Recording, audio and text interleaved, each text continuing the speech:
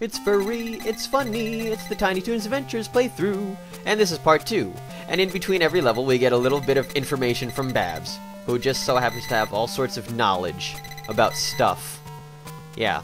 So now she wants to break away from books and go to the city. Yeah, that's not dangerous at all.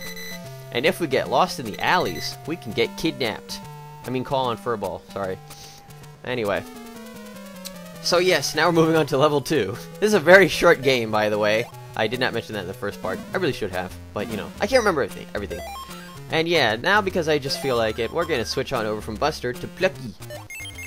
Like I said, there's absolutely no differences between the characters except for their special items, which in this case, Plucky has a pineapple which bounces like all over the place. Kind of like this. Yeah. And I just got a 1-up for something, I don't even know what, and that was not smart. Now, I have no idea what these, like, I'm gonna assume they're like birthday cake guys that like spit out balls. I don't even know who they are. Okay, I think they were just made up for this game. They really freak me out, man. It's like the living cake of doom. Or something. I did print out information for this game, but I guess it's not really that informative. Just says, it was the first Tiny Toons Adventures related game released on the Nintendo Game Boy. It was released in 1992, developed and published by Konami. In the game, players choose to be either Buster Bunny, Plucky Duck, or Hampton J. Pig as they attempt to prevent Montana Max from thwarting Babs Bunny's dreams of becoming a big star. There are 4 main stages, so this is basically just 4 levels that we have to do to beat this game. Yeah, I know, disappointingly short, but what are you gonna do? Of which at the end of each is a special helper. Like in the first level is Dizzy Devil, and in this level there will be Furball. Will lead a helping hand. Along the way there's others that try to stop players from helping Babs, which I have to mention as well. You don't see Babs at all in this game.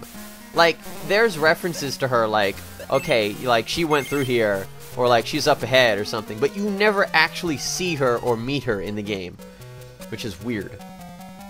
And yeah, I did start doing like a little, like, I guess you could say smart thing, I guess, where I started skipping, I started stopping video files in between screens, because otherwise it started desyncing, and I don't like desyncing, because it just means more work that I have to do in post-editing. And yeah, for this part you have to be very sneaky and jump on these big muscular guys, and then jump up here. Now there is a little bit more level underneath the part where I just jumped up from, but I didn't really explore it well enough. It's not important enough. I'm sure there's a mini game or so, but yeah, aside from that, no, nothing. Ah, now this is fun. Now here's Furball. I really like his song. It's pretty cool. And just like in the show, Furball does not talk. There's just some random narration that helps you figure out what's going on here.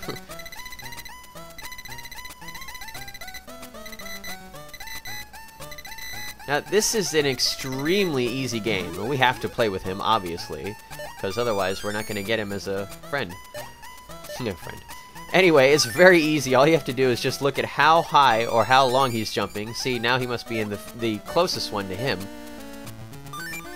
Right before the screen blanks out. It's very easy to figure out. And all you have to do is just pick him 2 out of 3 times, and he'll join you. When you reach the low pipes. Yeah. Because, unfortunately, in this game, there's no function to duck. So, duck. Plucky duck. So yeah, you actually need Furball. He's quite useful. And, interestingly enough, in that little information for Furball, it said that we have to move on to a train station. Nobody said anything about a train station before. And this is just going back into the first place with the guys on motorcycles. But I was like, you know what, screw this. I don't have to explore this place. I just have to move on through here. I think it's been about a year, maybe 2, since I played this game on emulator. It's quite easy to get through. And yeah, once I get to this part, which is impassable, Furball automatically takes over.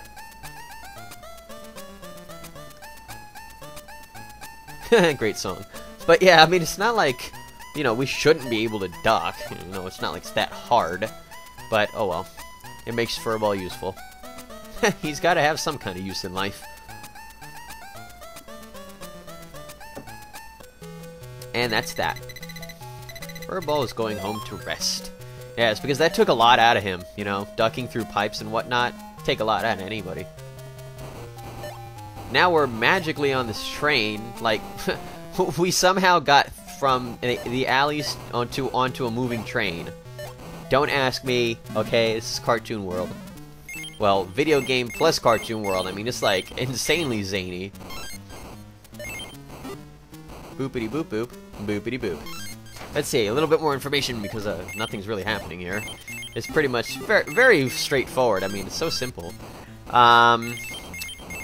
So, yeah, long way. Okay, each of the characters different weapons. Buster's carrots fly in an arc. Plucky throws pineapples that bounce off the background. And Hampton throws watermelons that roll along on the ground. And they're kind of like bowling balls. Bowling watermelons. Ah, that guy got killed by a pineapple. What a wuss. All those muscles. Oh my god.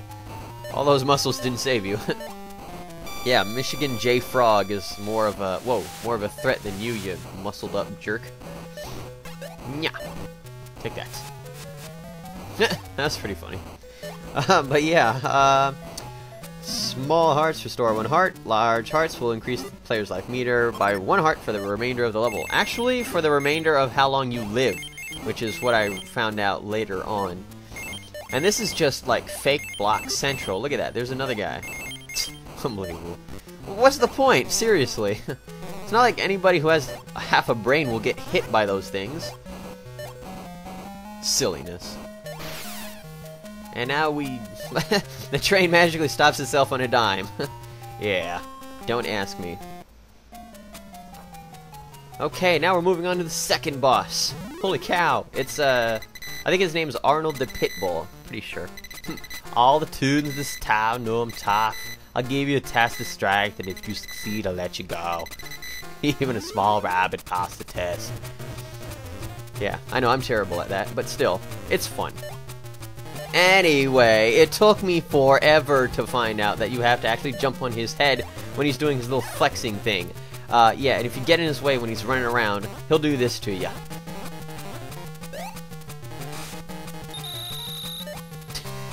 I love the little buzzer sound. That was just great. Now I just tried doing like everything that you could do except for jumping on his head when he's stopped.